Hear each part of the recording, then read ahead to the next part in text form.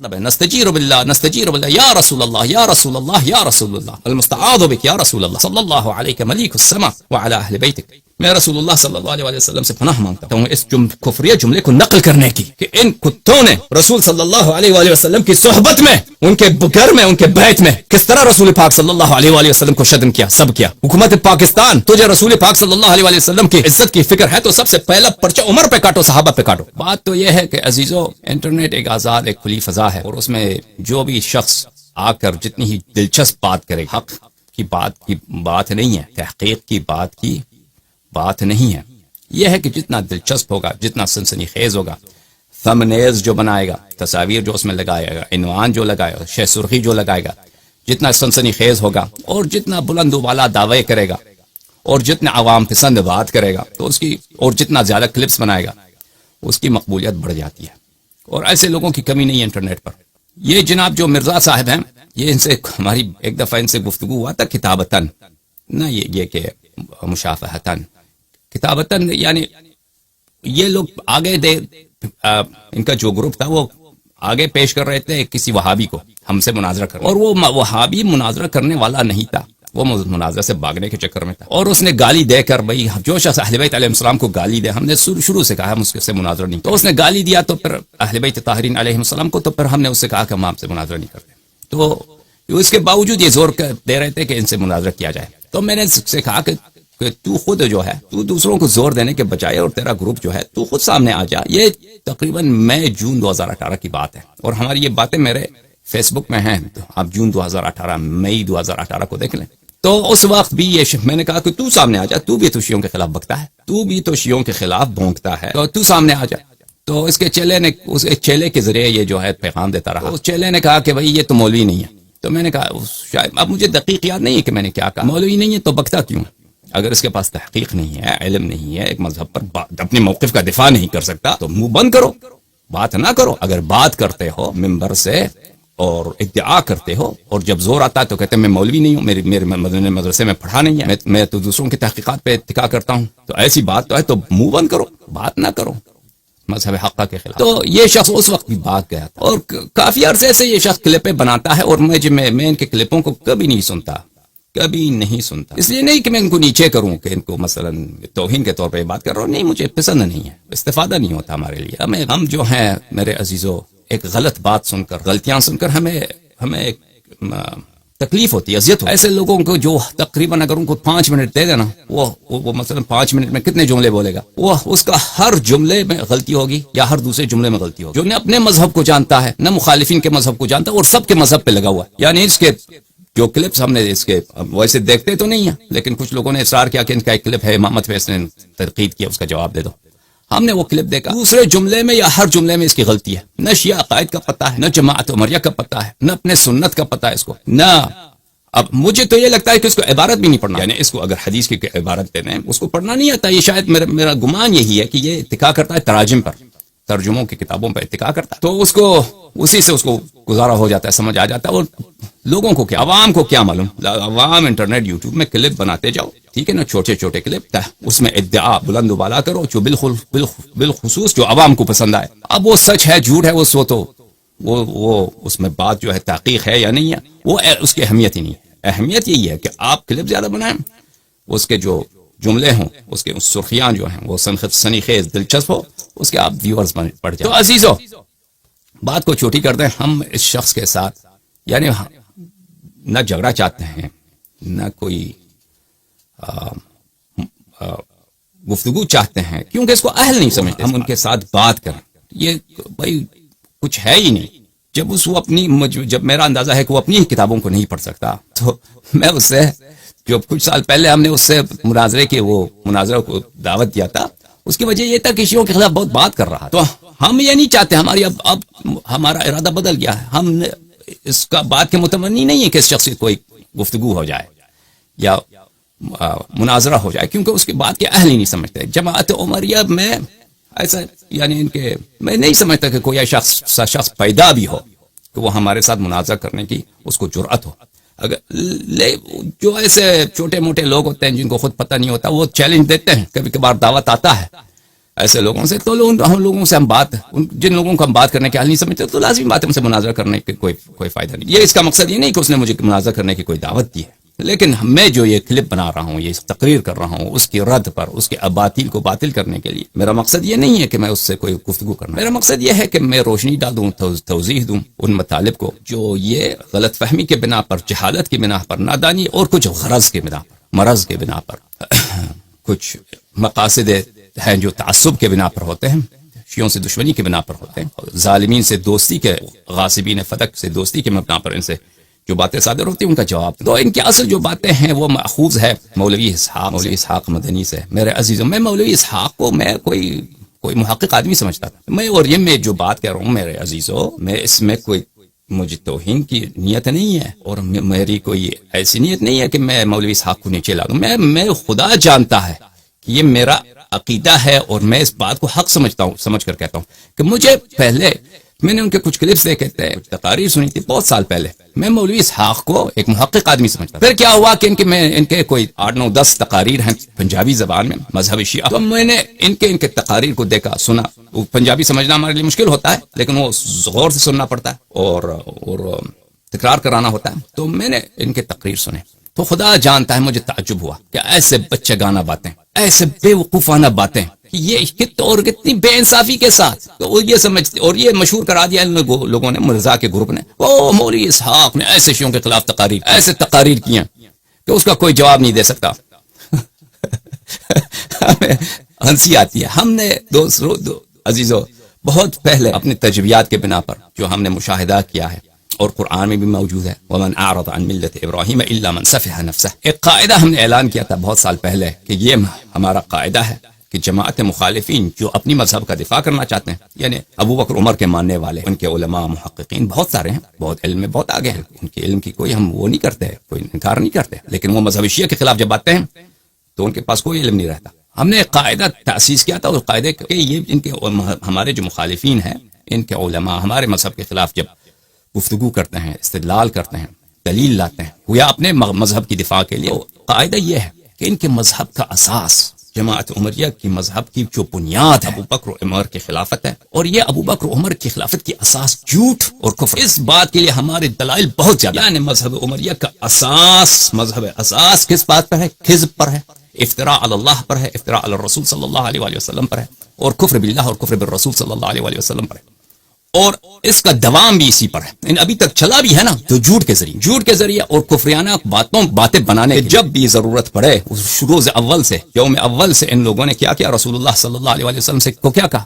یحجر، حجر یحجر، الحجر یعنی الفحش بالنطق. حجر کس کو بولتے ہیں عزیزو؟ یعنی بکنا، بونکنا. تو نبی صلی اللہ علیہ وسلم کو ان کے مجلس میں، بخاری میں موجود ہے 7 مقامات پر، نبی کریم صلی اللہ علیہ وسلم کے حیات میں، ان کے گھر میں، ان کو ایسے، یہ کفر نہیں تو کیا ہے؟ وہ خلافت لکھنے کے لیے تو جا رہے تھے رسول اللہ صلی اللہ علیہ وسلم کرتاز پر. اس یوم سے ان کا شروع ہوا ہے، اور اس کا ادامہ جب بھی کوئی دلیل لے کر آتے ہمارے مذہب کے خلاف، ان کو کھول کے دیکھو، ان کی دلیل یا تو جھوٹ پہ مبتنی ہے، اور عموماً ایسے جھوٹ پہ مبتنی ہوتی ہے کہ اس کو اگر آپ کھول کے دیکھیں، ان کے دل سے انکار رسالت اور انکار قرآن نکل آ جاتا ہے. تو ان کے مذہب کا اساس بھی کس بات پر ہے؟ جھوٹ اور کفر پر. اور ان کے مذہب کا دوام بھی آج تک جو چلا آ رہا ہے اسی جھوٹی باتوں کو مشہور کراتے جاؤ، اور کفریانہ باتوں کو مشہور کراتے جاؤ اسی بنا پر. اور تیسرا جملہ جو ہے وہ یہ ہے کہ ان کے لیے کبھی اپنے مذہب کا دفاع اور ہمارے مذہب کا حل کرنا اور نقد کرنا ممکن ہی نہیں ہے، مگر اس وقت تک کہ یہ جھوٹ بولیں یا کفر بکیں.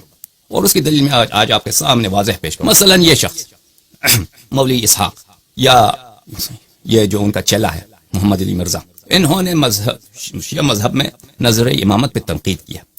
اور تنقید کیا بچگانہ تنقید ہے کہ نبی کے بعد کیسے کوئی معصوم ہو سکتا ہے؟ نبی صلی اللہ علیہ وسلم کے بعد کیوں کسی پہ ایمان لانا ضروری ہو؟ نبی صلی اللہ علیہ وسلم کے بعد یہ ختم نبوت سے منافات رکھتا ہے کہ کسی کو ملائکہ نظر آ جائے. تو یہ بچگانہ باتیں میرے عزیزو. تو اس لیے مذہب شیعہ میں جو بات ان کی کیا ہے، مذہب شیعہ میں جو نظریہ امامت ہے یہ نبوت سے منافات رکھتا ہے، ختم نبوت سے منافات رکھتا ہے. اس لیے شیعہ جو ہے وہ قادیانیوں ہی کی بات کر رہے ہیں، وہی بھی قادیانی کافر ہیں. تو عزیزو، اگر کوئی شخص اس کے پاس ایسا چیز ہو جو وہ باعث فخر ہو، دوسروں کو تانا دے تو کوئی بات بنے، تو کوئی بات بنے نا. مثلا فرض کریں ایک شخص انگریزی جانتا ہے, دوسرا شخص انگریزی نہیں جانتا, تو انگریزی جاننے والا انگریزی نہ جاننے والے کو کیا کہے گا؟ تانا دے گا کہ میں انگریزی جانتا ہوں. تو اس کا حق ہے بھائی, یہ کوئی سمجھ میں آ جانے والی بات. ایک شخص ہے پیسے والا ہے, بڑے خاندان کا ہے, وہ ایک شخص فقیر ہے, بڑے خاندان کا, اس کو تانا دے تو یہ کوئی بات سمجھ میں آ جائے, ٹھیک ہے نا. لیکن جس شخص کے پاس کچھ بھی نہیں, وہ خود سب سے زیادہ فقیر ہے, وہ بڑے آدمی کو جو سب سے امیر آدمی اس کو تانا دے کہ تو فقیر ہے میں امیر, تو یہ تو ہنسنے والی بات ہے نا.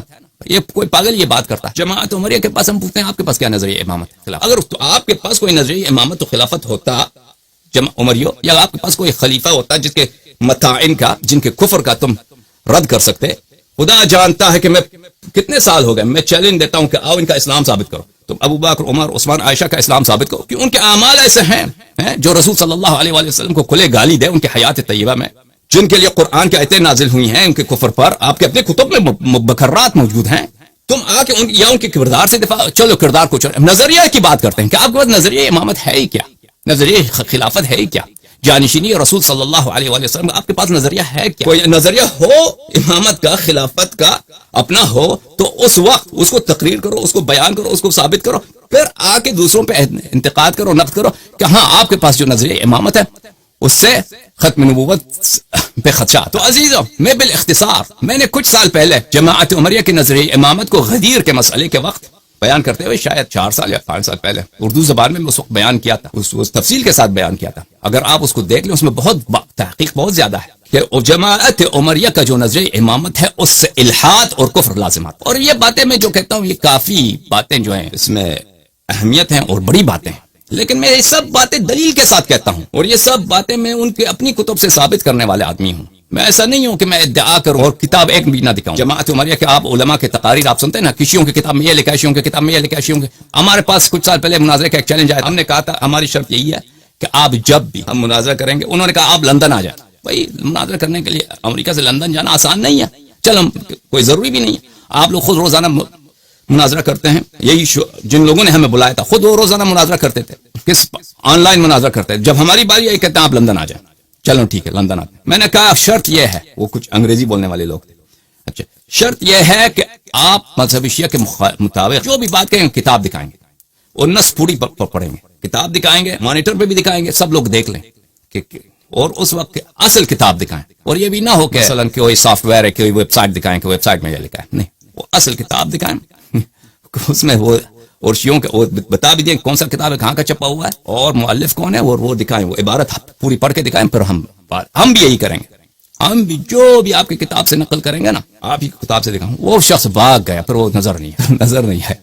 الٹا اس نے ہم پہ شرط لگایا کہ آپ کو اجازت نہیں ہے کتاب دکھانے کی, کیونکہ ان کے پاس کوئی دلیل نہیں ہے نا. الٹا ہم پہ, اس سے خدا جانتا ہے کہ یہ لوگ ایسے کتنے ان کو شرم ہی نہیں ہے. الٹا ہم پہ شرط لگایا کہ ہم آپ سے صرف اس طرح مناظرہ کریں گے کہ آپ کو کتاب دکھانے کا حق نہیں ہے. یہ کیسا مناظرہ ہے کہ وہ حجت دکھانے کی اجازت نہیں. تو عزیزو, ہم ان کے بات ہماری جو ہیں وہ کافی بڑی باتیں ہیں کہہ رہے ہیں, ہم اس کو ان کی کتابوں سے ثابت کرتے ہیں. اچھا, جماعت عمریہ کا جو اپنا جو نظریہ امامت ہے, ان کے نظریہ امامت سے کفر و الحاد نظر آتا ہے, لازم آ جاتا ہے کفر اور الحاد. کی وجہ کیا ہے دوستو عزیزو؟ ان کا نظریہ امامت یہ اتنی گندی ہے, یہ ان کو منہ نہیں بتانے کی, ٹھیک ہے نا. ان کا نظریہ امامت اتنا گندا ہے, اتنا واضح البطلان ہے. ان کا نظریہ امامت کتابوں میں چھپا ہوا ہے. اور میں اگر میں کوئی ایسی بات کہوں جو عزیزو جو شاذ بات ہے, نادر بات ہے, ان کے مثلا کوئی شاذ عالم نے کوئی نادر قول ہے میں نے ان کے نسبت دی ہو, تو آ کے میرے چہرے پہ تھوک لیں آپ لوگ, ٹھیک ہے نا. میں ان کے جمہور علماء کے عقائد بتا رہا ہوں, ان کے کتب میں جو ان کا نظریہ امامت اتنا گندا ہے اور اتنا گٹیا ہے اور اتنا دنی ہے کہ ان کو منہ نہیں ہے کہ منبر سے وہ لوگوں کو بتائیں. ایک کتاب ہے مغیث الحق, ابو البعالی امام الحرمین الجوینی کی, جو شوافع کا بہت بڑا فقیہ ہے اور جماعت اشاعرہ کا اپنے زمانے کا سب سے بڑا متکلم امام الحرمین الجوینی. اس کتاب میں وہ کیونکہ وہ اپنے زمانے کا بہت بڑا مانا ہوا شوافع کا سب سے بڑا فقیہ تھا, مجتہد تھا, تو وہ کہتا ہے کہ ابو حنیفہ کے جو اصل فتوے ہیں کہ نماز کیا ہے, نماز کس طرح آپ پڑھ سکتے ہیں, اگر ہم وہ لوگوں کو بتائیں تو لوگوں کو یقین نہیں آتا. ابو حنیفہ کے ہاں نماز ہوتا ہے کہ آپ نماز فارسی میں پڑھ سکتے ہیں. نماز میں آپ کتے کی جلد سے, کتے کے چمڑا پہن کے نماز پڑھ سکتے ہیں, جسم گندا ہو, نجس ہو, شراب ہو, وہ پڑھ سکتے ہیں, کوئی سلام دینے کی ضرورت نہیں ہے.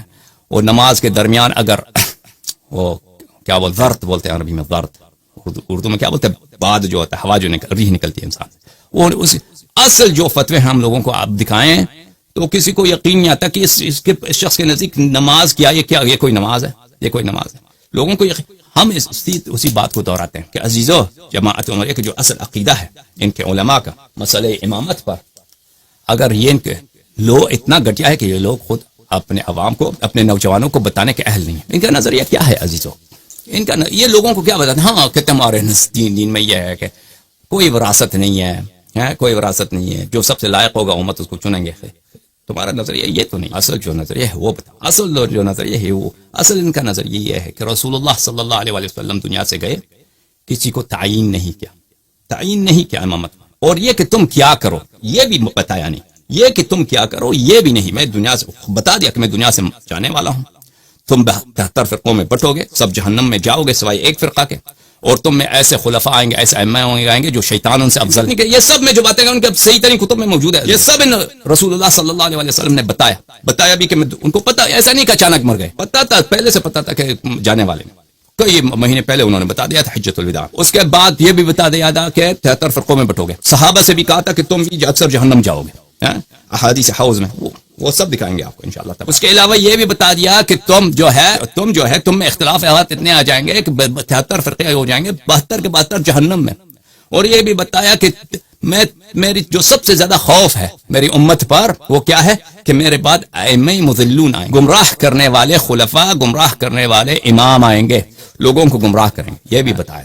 صحابہ کی تو یہ حالت تھی کہ ان کے حیات میں کسی کو نماز نہیں آتی. صحابہ کی یہ حالت ہے کہ ان کے حیات میں رسول اللہ صلی اللہ علیہ وسلم صحابہ نشا ہو جاتا ہے تو وہ کفار مکہ، اور خدا جانتا ہے جماعت عمریہ میری باتوں کو سنیں گے عزیزو، وہ کہیں گے کہ یہ شیعہ مولوی جھوٹ بول. اللہ جانتا ہے کہ یہ سب ان کے اپنی صحیح سند کے ساتھ ان کے کتب میں موجود ہے. صحابہ کی یہ حالت ہے کہ شراب پیتے ہیں، مسجد کے سامنے نشے ہو جاتے ہیں، رسول اللہ صلی اللہ علیہ وسلم آتے ہیں، لوگ شکایت کرتے ہیں کہ دیکھیں یہ آپ کا سسر کیا ہے، نشا ہو گیا. آگے دیکھتے ہیں کہ یہ سسر نشا ہو گیا. یہ شعر کہتا ہے کس کی شان میں؟ ہاں وہ مشرکین کے سردار جو بدر میں مرے ہیں ان کی مرثیہ خوانی کر رہا ہے، ان کی شان میں شعر کہہ رہا ہے. صحابہ کی یہ حالت ہے میرے عزیزوں کہ رسول اللہ صلی اللہ علیہ وآلہ وسلم غزوہ تبوک سے واپس آ رہے ہیں، فرماتے ہیں کہ یہ پانی کا چشمہ آ رہا ہے، یہاں پہ پانی پینے کے کوئی نہ جائے. یہ میرے کوئی سنتا ہی نہیں تک میں یہاں پہ اتر نہ جاؤں، پانی نہ اٹھاؤں، کوئی نہ، سب جاتے ہیں. الٹا وہ چلو پانی پیاس لگی. رسول اللہ صلی اللہ علیہ وآلہ وسلم کو قتل کرنے کی کوشش کرتے ہیں. نام بھی معلوم ہے کہ کون سے تھے، ٹھیک ہے نا.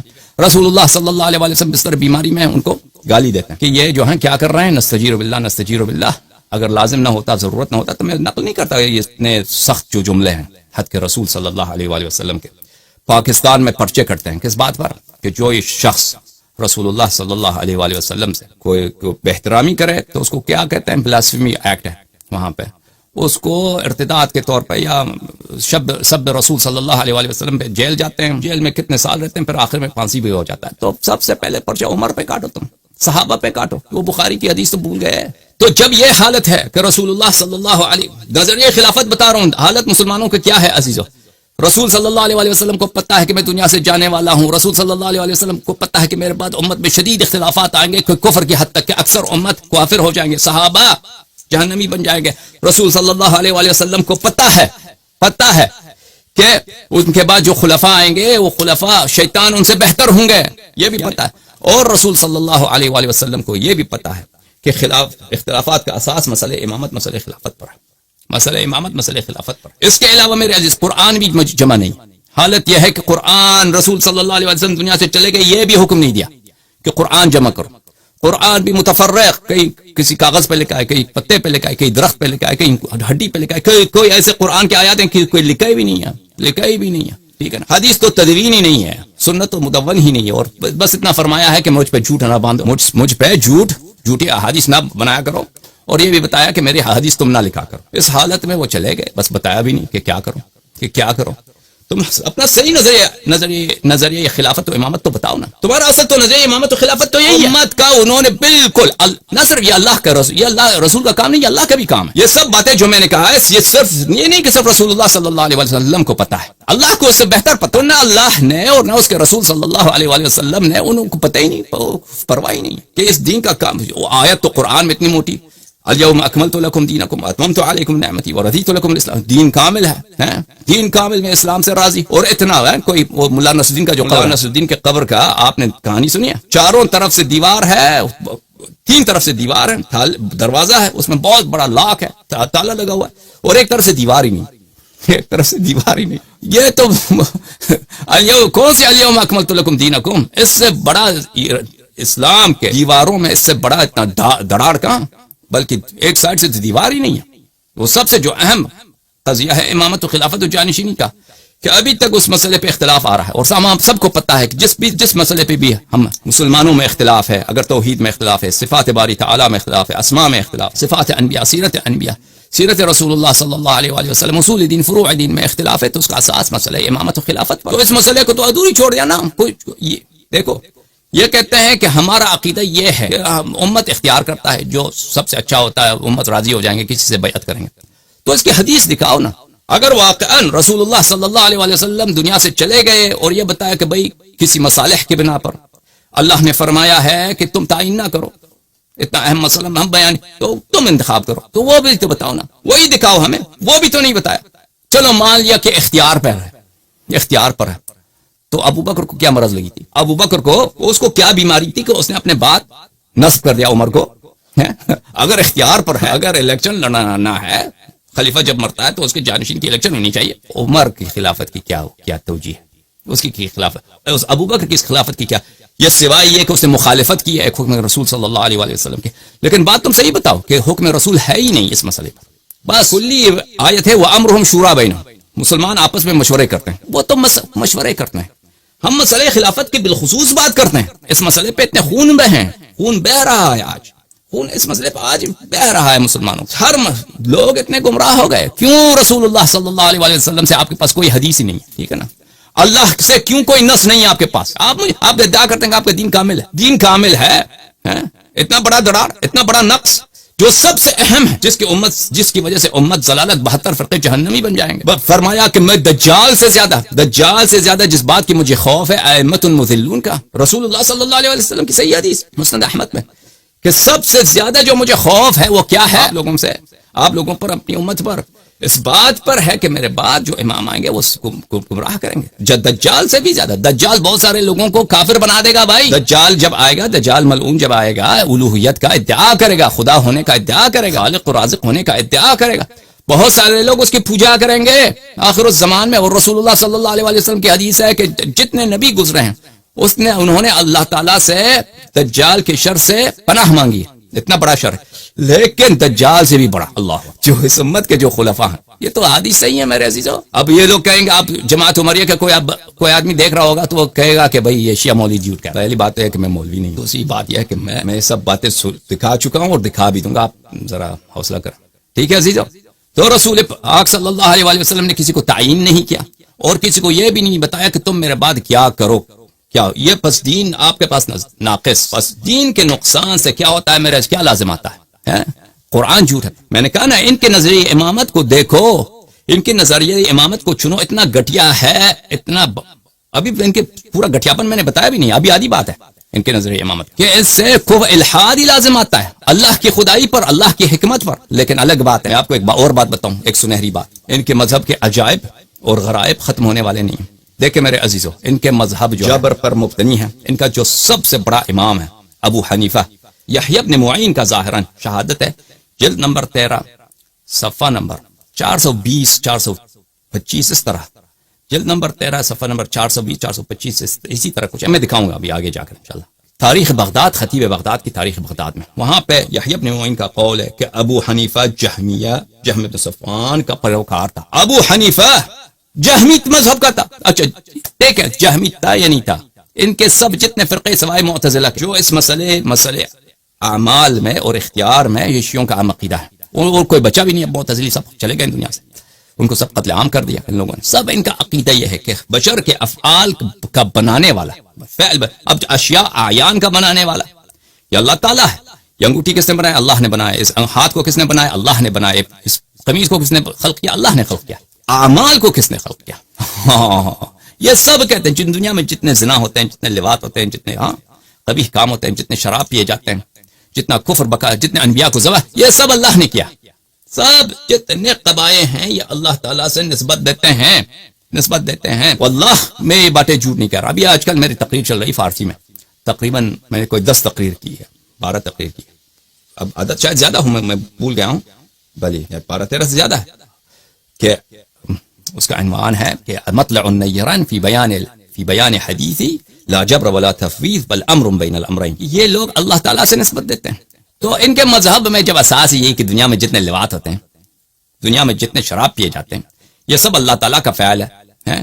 اللہ تعالیٰ آپ میں ارادہ پیدا کرتا ہے. میں بندہ، فرض کریں میں بندہ شراب خانہ جانے کی کوشش کر رہا ہوں، یا کوئی ایک آدمی جو ہے وہ زنا کرنے کی کوشش کر رہا ہے، لواط کر، اس کو ارادہ جو اس کے دل میں ارادہ کون پیدا کرتا ہے شراب پینے کو؟ اللہ جانتا ہے کہ ان کے کتب میں موجود ہے. اللہ تعالیٰ کی قسم ان کے اکابر نے، فخر رازی کے مفاتیح الغیب میں موجود ہے، غزالی کے احیاء العلوم میں موجود ہے. نصوص ہم میں دکھا چکا ہوں، اب میں کتنے نہ سکھاؤں آپ وہ فارسی میں میرے جو تقاریر وہ دیکھ لیں. آپ ارادہ، آپ جب شراب پینے یا چاہے اپنے والد کو قتل کرنے کے لیے جتنے بھی قبیح اعمال ہے اس کی نیت کریں تو اللہ آپ کے دل میں اس بات کا ارادہ پیدا کرے. وہ ارادہ پیدا کرنے والا، وہ نیت پیدا کرنے والا کون ہے؟ اللہ ہے. پھر اس کے بعد آپ کا ارادہ لگتا ہے کہ میں یہ کام کروں، لیکن آپ کا اصل اختیار کہاں سے ہے؟ اللہ سے ہے. اس کے بعد اللہ تعالیٰ وہ فعل آپ کے وجود میں کیا ہے؟ پیدا کرتا. اللہ تعالیٰ اپنی قدرت سے، اپنے طاقت سے آپ کے وجود میں وہ فعل، یعنی آپ صرف ایک محل ہے. جیسے ہم کہیں کہ درخت جو ہے، درخت متحرک ہو گیا. ہم کہتے ہیں کہ شجرہ تحرکت الشجرہ، درخت متحرک ہو گیا. اس درخت نے خود حرکت کی ہے؟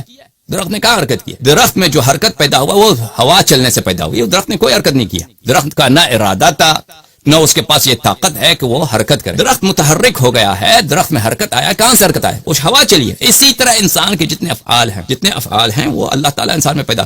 تو جب ان کے مذہب میں جتنے لواط ہیں میرے عزیزو، دنیا میں جتنے شراب پیے، جتنے انبیاء کا قتل، اہل بیت علیہ السلام کا قتل ہوا ہے، جتنے قبیح اعمال، وہ سب اللہ نے انجام دیا. اس کا ارادہ بھی اللہ نے پیدا کیا. اور ان کا شیخ الاسلام ان سے پوچھے تو پھر اس سے کیا ہے؟ فخر رازی اپنے کتاب مفاتیح الغیب میں پھر تکلیف یعنی حلال و حرام کے کیا وہ کیا کہتے ہیں یہ امر مشکل. اس کا جواب ہمارے پاس نہیں ہے.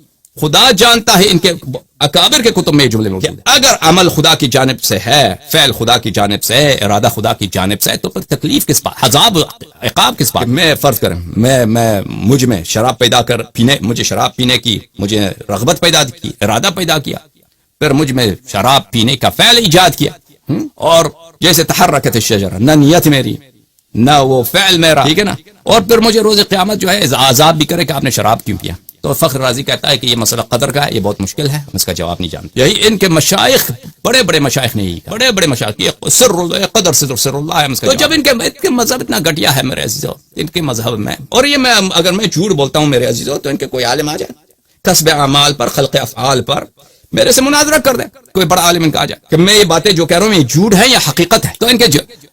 تو اگر ان کے مذہب میں دنیا کے جتنے قبیح فعل ہیں وہ اللہ نے انجام دیے ہیں، تو اگر یہی اللہ قرآن میں ایک جھوٹی آیت نازل کر دے، الیوم اکملت لکم دینکم، و دین ناقص اندر نہ قرآن جمع نہ سنت کوئی مدون، اور سب سے جو اہم بات ہے وہ بیان ہی نہیں کیا اللہ تعالیٰ نے، اور اعلان کیا کہ دین کامل ہوگا. اگر اللہ نے ایک جھوٹی آیت بھی نازل کی تو کوئی سی بڑی بات ہے. ٹھیک ہے. اچھا، نظر امامت ان کا مزید سونے پہ سہار، مزید آپ کو بتائیں اس کے علاوہ. اچھا، خلیفہ بننے کے کتنے طریقے ہیں میرے عزیزو؟ اللہ نے کچھ نہیں بتایا کہ خلیفہ کیسے بنتا ہے، رسول صلی اللہ علیہ وسلم نے کوئی نہیں بتایا، لیکن ان کے طریقہ بننے کے، خلیفہ بننے کے طرق موجود ہیں. حدیث کوئی نہیں ہے، قرآن کی آیت کوئی نہیں ہے کہ رسول پاک صلی اللہ علیہ وآلہ وسلم کے بعد ان کی جانشینی کا مسئلہ کیسے حل ہوگا. یہ کچھ بھی نہیں ہے. یہ کہتے ہیں ہمارے پاس نہ اللہ نے کسی کو تعین کیا ہے، نہ طریقہ بتایا. اچھا، نہ طریقہ بتایا ہے، نہ کسی کو تعین کیا ہے، نہ رسول صلی اللہ علیہ وآلہ وسلم نے کسی کو تعین کیا، نہ طریقہ بتایا. لیکن ان کے پاس 3 طریقے ہیں. ایک طریقہ کیا ہے؟ اختیار کا. کیوں؟ حل و عقد. وہ حل و عقد، اہل حل و عقد، حل بولتے ہیں کھولنے کو، عقد بولتے ہیں گرہ لگا. یعنی جو امت میں جو بڑے لوگ ہیں، فوج کے جو جنرل ہوتے ہیں، تجارت کرنے والے جو بڑے تاجر ہوتے ہیں، قبیلوں کے سردار جو ہوتے ہیں، بڑے علماء و متنفذین، یہ کوئی حدیث نہیں ہے. حل و عقد، اہل حل و عقد، یہ کوئی روایت نہیں ہے، کوئی حدیث نہیں ہے، یہ سب من گڑت باتیں ہیں. بدعت کس کو بولتے ہیں عزیزو؟ بدعت یہی تو ہے کہ کوئی چیز اللہ رسول صلی اللہ علیہ وسلم نہیں بتایا، آپ نے اس کو دین میں داخل کر دیا. ان کا نظریہ خلافت و امامت ایک طرف سے تو قرآن پر اللہ پہ تنقیص ہے، دوسری طرف سے سراسر بدعت، سراسر من گڑت باتیں. کیا حل العقد کسی کے ساتھ وہ بیعت کر دیں، اور یہ بھی لازم نہیں کہ سب اہل حل و عقد کسی سے بیعت کریں. ان میں سے ایک آدمی کسی سے بیعت کرے تو وہ خلیفہ بن جاتا ہے. جیسے ملا ہیبت اللہ خلیفہ بنے تو ایک آدمی نے بھی ان سے بیعت کی. کوئی ضروری تو نہیں کہ پاکستان کے بھی علماء ان سے بیعت کریں, ہندوستان کے بھی کرے, سعودی عرب کے بھی کریں, مصر والے تو ان کو جانتے بھی نہیں. ایک آدمی بھی ان سے بیعت کرے اہل وقت میں سے, لشکر کا کوئی سردار, کوئی تاجر, کوئی مولوی. واللہ یہ باتیں جو ہیں, کوئی بھی انسان منصف ہو تو یہ باتیں جو ہیں یہ تو کیا ہیں, پاگل پن ہے. لیکن یہ ان کا عقیدہ ہے, ان کا مذہب. یہ باتیں یہ چھپاتے ہیں. میں نے کہا نا, میں نے کیا کہا, میں نے کہا کہ امام الحرمین جوینی نے کہا کہ ہم ابو حنیفہ کے نماز پڑھنے کے کہ اقل نماز میں کیا جائز ہے, اس کو اگر ہم لوگوں کو بتائیں, کسی کو یقین نہیں آتا. ٹھیک ہے, کسی کو یقین نہیں آتا. لوگ ہمیں گالی دیں گے کہ یہ آپ تہمت لگا رہے ہیں امام اعظم پر. تو عزیزو اسی طرح ان کا نظریہ امامت اتنا گھٹیا ہے, توحید میں ان کا نظریہ اتنا گھٹیا ہے. ابھی میں نے اشارہ کیا نا, ابھی اشارہ کیا خلق اعمال پر, کہ یہ بیان کرنے کے یہ عوام اپنے عوام سے بیان نہیں کر سکتے. ان کا نظریہ اتنا گندا ہے, اتنا گھٹیا ہے, اتنا نیچ ہے. اور یہ آ کے پرچیوں پہ تو آپ شیعہ ہاں مشرک ہیں, اچھا ہم مشرک ہیں. مجسمہ تو تم ہو ملائن, تم کہتے ہو, تم چاہے اشعری ہے, چاہے ماتوریدی ہے, چاہے اہل حدیث ہے, تم سب کہتے ہیں کہ اللہ اپنا پیر رکھتا ہے روز قیامت آتش جہنم میں. یوم یکشف عن الساق, پیر کو اپنا جو ساق کو, ساق پاک کو کیا وہ کیسے بولیں گے اردو میں اس کو, مجھے نہیں. اچھا اس کو پیر کو آتش میں رہے جہنم میں ڈال دے. سب اللہ کو دیکھیں گے. مجسمہ تو تم ہو, اور تم خود کہتے ہیں یہ دیکھنے جو ہے سر کی آنکھ سے دیکھنے والی چیز ہے, یہ قلب کی مشاہدے کی بات نہیں ہے. تم تو کہتے ہو بالاجماع یہ بات کہتے ہو, اور مشرک ہمیں کہتے ہو. سب دنیا کی جتنی قبائح ہے, ہاں جتنے دنیا میں لواط ہوتے ہیں, شراب پیا جائے, تم اللہ سے نسبت دیتا کا کام ہے. بندے کا اس میں کوئی عمل ہی نہیں ہے, کوئی عمل ہی نہیں ہے. وہ کسب کرتا ہے, اس نے عمل اس نے انجام دیا نہیں, کسب کیا اس نے. یہ کسب جو ہے یہ بکواس ہے, اس کا کوئی معنی ہی نہیں. وہ تو ہمیں مشرک کہتے ہیں. مسئلہ امامت پہ تو تمہارے یہ نرالا بات ہے. مسئلہ اپنا نظریہ امامت تو بیان کرو, پھر آگے شیعوں پہ کہ شیعہ کہتے ہیں کہ امام ملائکہ کو دیکھتے ہیں. ہم جواب دیں گے. شیعہ کہتے ہیں کہ امام معصوم ہوتا ہے, نبی کے بعد کیسے کوئی معصوم ہو سکتا ہے. تو تم تو دلیل لے کے آؤ کہ نبی کے بعد صلی اللہ علیہ وآلہ وسلم اس کے اوصیاء معصوم نہیں ہو سکتے, یا کوئی بھی معصوم نہیں ہو. دلیل لے کے آؤ, کوئی نفی پہ دلیل لے کے آؤ. دلیل تو ہے ہی نہیں, صرف بچہ گانا باتیں. نام کیا رکھا, مولوی اسحاق, داڑھی اتنی. تم کوئی دلیل, یہ آپ کی مولوی اسحاق اب دنیا سے چلے گئے, ان سے میں کیا کہوں. مولوی اسحاق اگر زندہ ہوتے ہیں, مجھ سے کہتے ہیں آپ کی تعجب کوئی شرعی دلیل نہیں ہے کہ آپ تعجب کریں کہ نبی کے بعد کوئی معصوم کیسے ہو. تم دلیل لے کے آؤ کہ نبی کے بعد کوئی معصوم نہیں ہو سکتا, پھر ہمیں جواب دینا ہوگا. تعجب کیا آپ بہت ساری باتوں میں تعجب کرتے ہیں. آپ کو پتہ نہیں, اللہ تعالیٰ نے قرآن میں آیت تطہیر نازل کیا, انما یرید اللہ لیذهب عنکم الرجس اہل البیت ویطہرکم تطہیرا. اللہ تعالیٰ نے فرمایا کہ اسی طرح جس طرح میرے نبی مطہر ہیں, اللہ اکبر, جس طرح میرے نبی بے عیب ہیں, جس طرح ہر رجس سے, ہر ناپاکی سے, چاہے دنیاوی ہو, چاہے عرفی ہو, چاہے شرعی ہو, چاہے اخلاقی ہو, چاہے حسب میں ہو, چاہے نسب میں ہو, میں نے جس طرح اپنے حبیب صلی اللہ علیہ وآلہ وسلم کو پاک و پاکیزہ بنایا. آپ کے نزدیک تو نبی پاکیزہ بھی نہیں, وہ تو نستجیر باللہ ہذیان کہتے ہیں نا. وہ تو کیا کہتے ہیں. ابن تیمیہ منہاج السنہ اس بات پہ جب پہنچتا ہے کہ عمر نے حجرہ کہا ہے, تو انکار تو نہیں کر سکتا کہ بولنے والا اس کلمہ کفر کا عمر ہے. کہ حجرہ کا کیا مطلب ہے؟ نستجیر باللہ یا رسول اللہ یا رسول اللہ یا رسول اللہ المستعاذ بک یا رسول اللہ صلی اللہ علیہ ملیک السماء وعلی اہل بیت. میں رسول اللہ صلی اللہ علیہ وسلم سے پناہ مانگتا ہوں, میں رسول اللہ صلی اللہ علیہ وسلم سے پناہ مانگتا ہوں اس کفریہ جملے کو نقل کرنے کی کہ ان کتوں نے رسول صلی اللہ علیہ وآلہ وسلم کی صحبت میں, ان کے گھر میں, ان کے بیت میں کس طرح رسول پاک صلی اللہ علیہ وآلہ وسلم کو شتم کیا, سب کیا. حکومت پاکستان تجھے رسول پاک صلی اللہ علیہ وآلہ وسلم کی عزت کی فکر ہے تو سب سے پہلا پرچہ عمر پہ کاٹو, صحابہ پہ کاٹو. ہجر کس کو بولتے ہیں کہ میں چاہوں تو انشاءاللہ آ جائے گا, اگر زندگی رہی تو جو قادری کی جو تقاریر اس میں اس نے حدیث قرطاس کو چھیڑا ہوا ہے. ہم اس وقت بتائیں کیسے صحابہ نے رسول پاک صلی اللہ علیہ وآلہ وسلم کو گالی دی. جو صحابہ رسول اللہ صلی اللہ علیہ وآلہ وسلم کے حیات میں ان کو گالی دے سکتے ہیں, وہ ان کے گھر, ان کے مرنے کے بعد ان کے گھر کو جلا بھی سکتے ہیں, احادیث چھپا بھی سکتے ہیں. اور جو لوگ ان کی تقدیس کرتے ہیں انہیں جب ان کے اپنے کتب میں موجود ہے کہ رسول پاک صلی اللہ علیہ وآلہ وسلم کو گالی دیا گیا, گالی دینے والا کون؟ صحابہ میں سب سے آگے کون؟ یہ بھی ان کو کتب میں موجود ہے. پھر بھی اس کا دفاع کرتے ہیں, پھر بھی اس کی کوئی فرار کا راستہ نہیں ہے. فرار کا راستہ حدیث قرطاس میں ہر طرف سے ہم بند کرتے ہیں ان کے لیے. ان کی بیچارگی, مسکنت, بیچارگی کیا ہے, ان کی رذالت اور گٹھیاپن کو دیکھیے, اس کے باوجود اس کے دفاع کرتے ہیں. تو یاد رکھیے کہ ایسے مولوی ان کا سلسلہ جب اس صحابہ کے زمانے سے اب تک چلتا جا رہا ہے, تو ان سے یہ بھی آپ توقع نہ رکھیے کہ اہل بیت علیہ الصلوۃ والسلام کی شان میں احادیث کو ایمانداری کے ساتھ, ان کے فضائل کو ایماندار, جس طرح رسول پاک صلی اللہ علیہ وسلم نے کوٹ کر بر کر انہوں نے بتایا تھا، خطبے دیے تھے، اس طرح نقل کر دیں. سمجھ میں آ رہی بات آپ کو؟ ان کا نظریہ امامت میرے عزیزوں، نظریہ امامت کا کیا ہے حقیقت؟ نظریہ امامت ان کا یہ ہے کہ رسول اللہ صلی اللہ علیہ وسلم چلے دنیا سے، اللہ کو بھی پتا کہ جانے والے ہیں، ہم بتایا کچھ بھی نہیں، نہ یہ بات کسی کو تعین کیا نہ کسی کو نصب کیا. ہاں البتہ انہوں لوگوں نے اپنے آپ سے بدعت، جب اللہ نے نہیں حکم دیا نا، جب اللہ نے حکم نہیں دیا، رسول صلی اللہ علیہ وسلم نے حکم نہیں دیا، تو تم یہ اہل حل و عقد کے اختیار کریں گے، یہ کہاں سے لے کے آئے؟ یہ کہاں سے لے کے آئے ہو؟ جب کوئی حدیث نہیں، کوئی روایت آیت نہیں ہے، یہ کیوں کہاں سے لے کے آئے ہو؟ یہ اسی کو تو کہتے ہیں من لم يحكم بما انزل الله فاولئك هم الكافرون. تم بغیر ما انزل اللہ حکم کرتے ہو کہ طریقہ شرعی ہے، طریقہ شرعی ہے نہیں. جب اللہ اور رسول صلی اللہ علیہ وسلم نے نہیں کہا ہے تو تم صاف کہہ دو کہ انہوں نے نہیں کہا ہے. عام دنیاوی طور پہ الیکشن کرنا چاہتے ہیں، الیکشن کرنا یہ کوئی شرعی مسئلہ نہیں ہے، اس طرح کہہ دو صحیح بات. لیکن تم جب اس کا دین کا مسئلہ بناتے ہو، کہتے ہو یہ دینی حکم ہے، شریعت میں یہ حکم ہے، شریعت میں کس طرح سے ہم خلیفہ بنا سکتے ہیں کہ ہم اہل حل و عقد کی سے بیعت کریں، تو یہ بدعت ہے، یہ کفر ہے. وکل بدعت ضلالہ وکل ضلالۃ فی النار. یہ اس کا بولنے والا جہنمی ہے. سمجھ میں آیا نا میرے عزیز؟ کہ ان کا نظریہ امامت کیسے الحاد اللہ سے ہے، کیسے بدعت فی الدین ہے. اس کا تو پہلا جزء ہم نے بتایا کیسے بدعت دین میں ہے، اور کیسا یہ باعث خلود فی النار، جہنمی ہمیشہ جہنمی بننے کے لیے کی والی بات ہے. نظریہ امامت کا ان کا دوسرا جز، پہلا جز ہم نے بتا دیا خلیفہ بننے کا کیا طریقہ ہے، اہل حل و عقد اختیار کریں گے. دوسرا جز کیا ہے کہ پچھلے والا خلیفہ بعد والے خلیفے کو تعین کر سکتا ہے، استخلاف، وصیت کر سکتا ہے. حدیث دکھاؤ جو رسول پاک صلی اللہ علیہ وآلہ وسلم تھے، انہوں نے لکھے انی ایتونی بکتاب اکتب لکم کتابا لن تضلوا بعدہ ابدا. ایسی میں وصیت لکھ دوں کہ اس کے بعد کبھی تم گمراہ نہ ہو جاؤ گے، کبھی گمراہ نہ ہو جاؤ گے. علماء عمریہ نے بہت سارے لوگوں نے، سفیان ابن عیینہ نے اخبار بالجزم کیا ہے کہ رسول پاک صلی اللہ علیہ وآلہ وسلم اپنے بعد خلفاء کی تعین کرنا چاہتے تھے، تو تم نے ان کو لکھنے نہیں دی، تم نے ان کو الٹا گالی دیا، اور اب کہتے ہو کہ خلیفہ جو اپنے بابات کو تعین کر سکتا ہے، یہ ایک شرعی حکم. اس کے حدیث دکھاؤ، ہمیں آیت دکھاؤ. نہ اختیار کے لیے ان کے پاس کوئی دلیل ہے اور نہ استخلاف کے لیے ان کے پاس کوئی دلیل ہے، صرف سوائے فعل عمر کے کہ عمر نے یہ کام کیا. عمر کے کیا کوئی عمر پہ کوئی وحی اترتا تھا؟ عمر کوئی معصوم تھا؟ میں صحیح احادیث آپ کو دکھاؤں، اس کو نماز کے عام مسائل اس کو نہیں معلوم تھے، تیمم تو اس کو آتا ہی نہیں تھا. ایک شخص کو اتنا جاہل ہے خلیفہ بن کر اس کو نماز کے عام مسائل نہیں آتے ہیں، نماز جب پڑھنا نہیں آتا تو اس کا فعل سب مسلمین کے لیے کیسے حجت بن سکتا ہے؟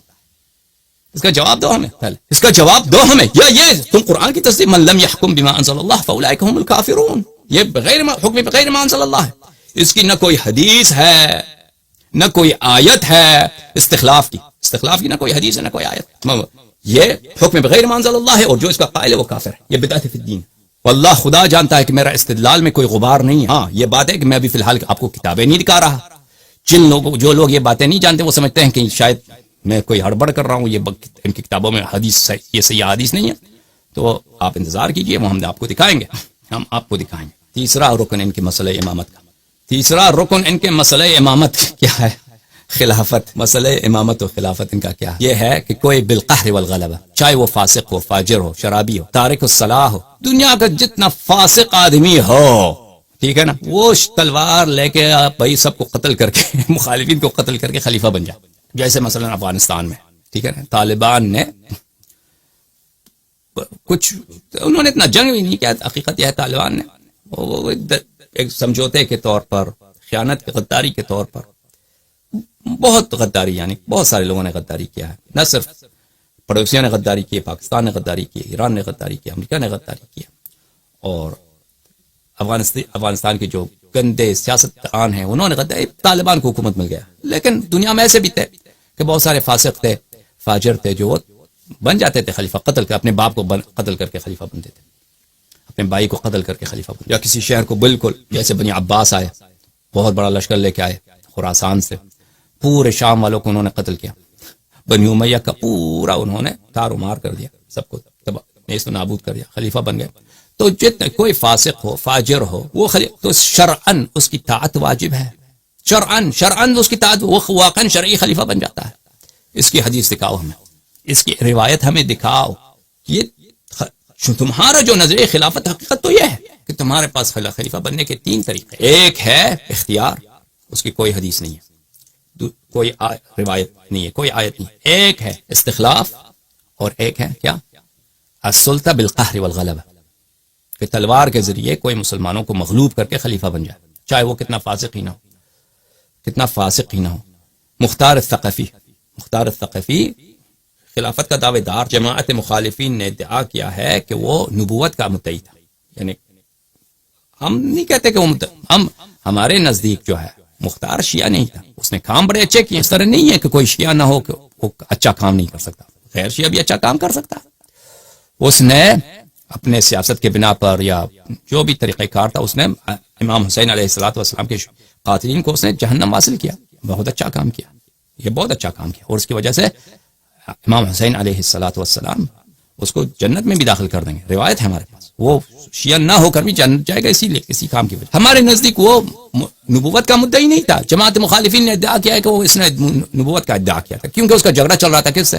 بنی امیہ سے، اور ان کے احادیث جو ہے بنی امیہ کے فلٹر سے، تواریخ ان کا بنی امیہ کے فلٹر سے گزر کے آ رہا ہے۔ تو اس زمانے میں جتنے روات تھے وہ یا تو قاضی ہوتے تھے یا امام جمعہ ہوتے تھے، دربار سے ان کو وظیفے ملتے تھے، تو وہ دربار کو راضی رکھنے کے لیے فتوے دیتے تھے، احادیث بھی بناتے تھے، جیسے انہوں نے یہ خلافت کا یہ رکن بنا دیا کہ خلیفہ بالقہر والغلبہ بالسیف بھی آ جائے، فاسق بھی ہو وہ خلیفہ بنتا ہے۔ تو یہ کوئی شرعی بات تو نہیں ہے، یہ خلفاء نے اپنے زور سے جو ہے علماء سے اس کو بات کو اسلام کا جز بنوایا۔ تو وہ اس کے متعلق یہ ہے کہ اس نے نبوت کا بھی دعویٰ کیا۔ تو ان کے نزدیک عامر ابن واثلہ، ابو الطفیل عامر ابن واثلہ صحابی ہے، اس کا کیا تھا، اس کا کمانڈر تھا، وہ کمانڈر بھی تھا، اس کا تلوار بھی، اس کا سپہ سالار بھی تھا، اس کے پیچھے نماز بھی پڑھتا تھا، عبداللہ ابن عمر کئی صحابہ نے اس کے پیچھے نماز بھی پڑھے، وہی شخص جو کیا ہے، جو یعنی فسق، یہ حد دیکھیں کہ بالکل فسق نہیں ہے، کفر ہے جو نبوت کا ادعا کرے، یعنی خلیفہ یہ بھی ہو سکتا ہے اتنا فاسق فاجر کہ وہ کفر کیا، ہمیں نہیں کہتا کہ یہ کہتے ہیں کہ کافر بھی خلیفہ بن سکتا ہے، نہیں کہتا، لیکن تواریخ میں یہ بھی ملتا ہے کہ ایسے لوگوں کو بھی انہوں نے خلیفے کے طور پہ قبول کیا ہے کہ ان کی یہ حالت تھی فسق و فجور کی۔ تو اچھا عزیزو، تو یہ ان کے نظریہ خلافت ہے میرے عزیزو، سراسر الحاد، سراسر، یعنی انسان اگر کوئی کافر بھی سن لے نا، کوئی جو مسلمان نہ ہو، ہندو بھی ہو، تو وہ سنے کہے گا کہ یہ باتیں جو ہے نا یہ بالکل غلط باتیں، یہ بالکل من گڑت باتیں ہیں، کہ یہ سیاست نے جو اسلام کے ساتھ کھیل کھیلا ہے، یعنی جو سلاطین کا، جو خلفاء کا، بادشاہوں کا جو مسالے ہیں وہ دین کے حصے بنتے چلے گئے، دین کے حصے وہ سب انسان کو دور سے نظر آتا ہے۔ تو ان کا نظریہ امامت جو ہے سراسر اس طرح ہے۔ اچھا میرے عزیزو، اب میں 1 گھنٹے بات کر چکا ہوں، 1 گھنٹے بات کر چکا، میں آپ کو دکھانا چاہتا ہوں اپنی باتوں کے لیے آسانی اور اپنی باتوں کے لیے جو ثبوت ہے میرے پاس کہ نظریہ امامت ان کا یہی ہے جو میں نے کہا ہے، لیکن میں ابھی اگر شروع کر دوں تو اس کام میں مجھے 1 گھنٹے لگے گا۔ جو باتیں میں نے خارج سے کہی ہیں، کتاب دکھائے بغیر میں نے آپ کو بتایا ان کے نظریہ امامت کے متعلق، یہ مجھے 1 گھنٹہ لگے گا بیان کرتے ہوئے، کتاب دکھا کر، وہ بھی میں تیزی کے ساتھ دکھاؤں، کیونکہ اس میں نے بہت سارے باتیں کہی ہیں، تو ان کے دلائل دکھانے کے لیے مجھے ٹائم لگے گا میرے عزیز۔ تو ابھی میں وہ کام نہیں کرنا چاہتا، تو وہ اگلے جلسے کے لیے، اگلے حلقے کے لیے میں اس کو ملتوی کرنا چاہتا ہوں، کس بات کو، کہ میں آپ باتوں کے دلائل دکھاؤں۔ اس کی وجہ یہ ہے کہ ٹائم لگے گا، میں نہیں چاہتا کہ میں مزید 1 گھنٹہ تقریر کروں، اب بھی مجھے تھکاوٹ کا احساس ہو رہا ہے، انسان بات کرتا ہے تو بدن میں تکن بھی آ جاتا ہے۔ تو عزیزو، اسی مقدار پہ ابھی اس مقدار میں اکتفا کرتے ہیں۔ تو میرا گفتگو کا سلسلہ، میں چاہتا تھا کہ اس محمد علی مرزا کے جواب میں صرف ایک ہی تقریر کر دوں، جواب، لیکن بات سے بات نکل گئی میرے عزیزوں کہ میں نے جو نظر امامت ان کا بیان کرنا شروع کر دیا تو اس میں کافی ٹائم لگا۔ تو اب ثابت ہوا کہ مجھے نظریہ امامت کے دفاع کے لیے ایک سے زیادہ تقریر کرنے کی ضرورت ہوگی۔ تو پہلے تو میں ان کے نظریہ امامت بتاؤں گا، ان کے نزدیک ثابت بھی کروں گا کہ ان کا نظریہ امامت واقعا بہت ہی گھٹیا ہے، سراسر کفر و الحاد ہے۔ جماعت عمریہ کا جو عقیدہ امامت و خلافت ہے سراسر کفر و الحاد، یہ بتاؤں گا، ثابت کروں گا۔ پھر انشاءاللہ تبارک و تعالی وہ بچے گانا باتیں، وہ پاگل پانی باتیں جو مولوی اسحاق نے کہا، تعجب، اس کے تعجبات کا جواب دے دیں کہ نبی کریم صلی اللہ علیہ وآلہ وسلم کے بعد کیسے ہو سکتا ہے کہ ہم کسی شخص پہ ایمان لانا واجب ہو؟ بھائی ہم بتائیں گے آپ کو، ہم بتائیں گے آپ کو، آپ ہی کے کتب سے ثابت کریں گے، قرآن سے ثابت کریں گے، ٹھیک ہے؟ نبی کریم صلی اللہ علیہ وآلہ وسلم کے بعد کیسے ہو کہ کسی کو ملائکہ سے بات ہو جائے؟ یہ ختم نبوت کے منافی ہے، نہیں، ختم نبوت کے منافی نہیں۔ آپ کو اپنے عقائد کا نہیں معلوم، آپ کو اپنے کتب کا نہیں معلوم۔ مولوی صاحب شیعوں کے ضد میں آ کر آپ جو ہے نا، آپ ایک مطالعہ ہے آپ کا، لیکن جب آپ شیعوں کے ضد میں آ جاتے ہیں آپ بھول جاتے ہیں اپنے کو۔ میرے عزیزو، آپ سب کا بہت شکریہ ادا کرتا ہوں، میری بات ختم۔